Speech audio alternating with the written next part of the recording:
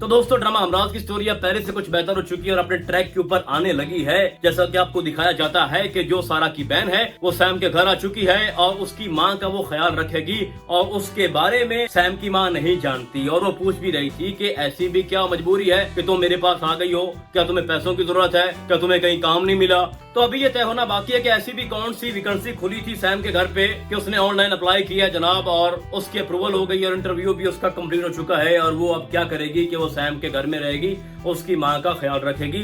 तो यहाँ से जो एक सस्पेंस है वो क्रिएट हो चुका है। और दूसरी मजे की बात यह है कि जब सारा की बहन ने देखा कि जो सैम है वो हमारे शहर में मौजूद है, वो कहीं नहीं गया और जो सारा है वो सच्ची थी, हमने उसके ऊपर एवं ही शक किया, हम उसका एवं ही ट्रीटमेंट करवा रहे हैं। तो जब वो बताने आती है अहमर को तो अहमर उसकी बात पे यकीन तो करता है लेकिन उसको अब भी अपनी बीवी के ऊपर यकीन नहीं है। वो कहता है ठीक है अगर तुमने देखा है ना तो उसको अपने तक रखो, हमने सारा को नहीं बताना। सारा अभी ट्रॉमा से गुजर रही है और उसको लगता है कि वो उसका अभी भी वहम है, यानी कि जो सारा सैम को देख रही है वो उसका वहम है लेकिन जो उसकी बहन ने देखा है वो हकीकत में है। उसके बाद एक और सीन भी है, आपको दिखाया जाएगा नेक्स्ट एपिसोड के अंदर कि खुद जो अहमर है वो अपनी आंखों से सैम को देखेगा, ये पॉसिबल है। तो सैम ने बहुत ज्यादा खेल लिया है, छुपन छुपाई का खेल जो है ना उसने जो रचाया हुआ था इतने अरसे से, अब वो सामने आ चुका है क्योंकि उसका इंतकाम जो है वो पूरा नहीं हो रहा और जो वो चाहता था उसमें वो खासा वो कामयाब नहीं हो सका क्योंकि अब तो उनको एक बेटा या बेटी भी होने वाली है और वो तो अपनी लाइफ को आगे लेके जा रहे हैं, लेकिन जो सैम चाहता था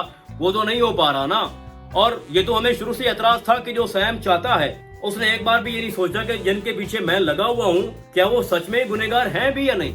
तो ये तय होना बाकी है। लेकिन एक बात मैं आपको बता दूं कि सैम इतना ज्यादा टॉर्चर करेगा, सारा को इतना तंग करेगा कि एक वक्त आएगा कि ये जैद अहमद यानी अहमर भी अपनी बीवी को छोड़ने पे मजबूर हो जाएगा। और ऊपर से उसकी माँ भी उसको तंग कर रही है, वो कह रही है कि अगर इसको अब बच्चा हो भी गया है ना फिर भी मैं इसको अपने घर में नहीं रहने दूंगी। और वो चाहती है कि उसकी शादी उसकी मर्जी से हो, अपने बेटे की शादी वो अपनी मर्जी से करवाना चाहती है, जो कि एक माहौल बनाया जा रहा है कि आगे जाके कोई अच्छा टाइम नहीं आने वाला सारा के लिए, उसका कोई भी यकीन नहीं करेगा। दूसरी बात जिस मसले में वो फंसी हुई है, अगर सब मान भी लेना कि ये सच्ची है, इसने सैम को अपनी आंखों से देखा है, तो मामला तो वहीं पे लटका हुआ है ना, वो बंदा तो सारा के पीछे ही है ना।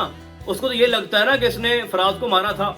तो एक वक्त ऐसा आएगा जब दीबा के साथ उसका बेटा भी ये सोचेगा कि जब से तुम आई हो मेरी लाइफ बर्बाद हो चुकी है, मेरा सुकून खत्म हो चुका है, मेरी माँ राजी नहीं है और तुम्हारे ऊपर आज भी वो शक कर रहे हैं, तुम्हारे ऊपर इल्जाम है कि तुमने फराज की जान ली है और उसका भाई आज भी तुम्हारे पीछे है। तो मैं कब तक तुम्हें सपोर्ट करूंगा, जो कि उसका हक बनता है। भाई साहब उसकी बीवी है, उससे मोहब्बत करता है तो उसको चाहिए कि एंड तक उसका साथ निभाए।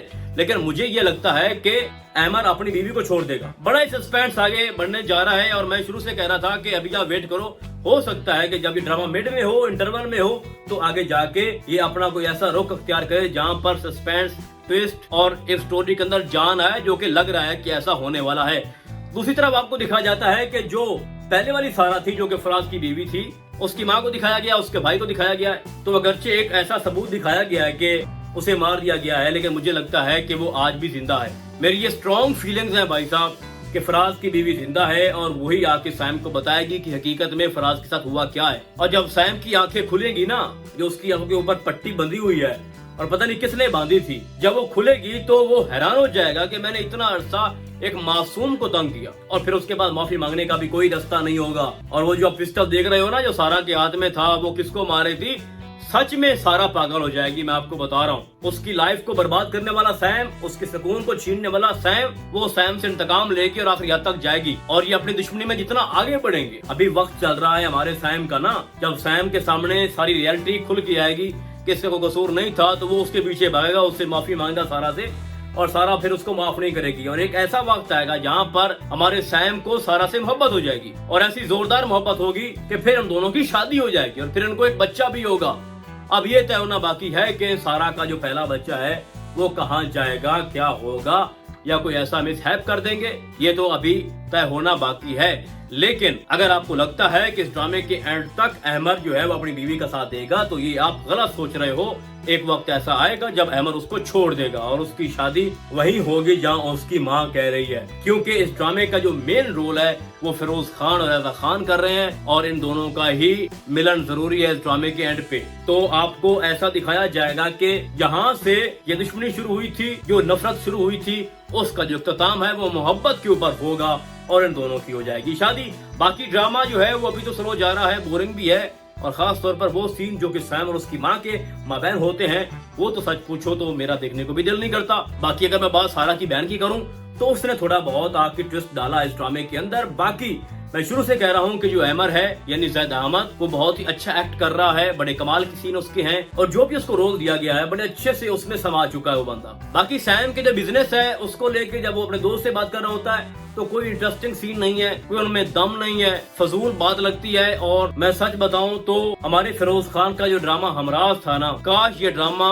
ना करता। अगर ये स्टोरी थी या इस तरह की एक्टिंग उसने करनी थी जिसमें कोई दम नहीं है, बिल्कुल एक वक्त में लगता है कि सैम अपने ट्रैक से भी उतर चुका है, उसको पता नहीं है कि मैं क्या कर रहा हूँ। और बड़े छोटे छोटे सीन है, आपने देखा ना हर एपिसोड के अंदर आधे आधे मिनट के सीन है और बाकियों को ज्यादा दिखाया जा रहा है, तो ये भी एक फॉल्ट है क्योंकि आपके पास कोई लाइन ही ऐसी नहीं है जो कि आप सैम को देते।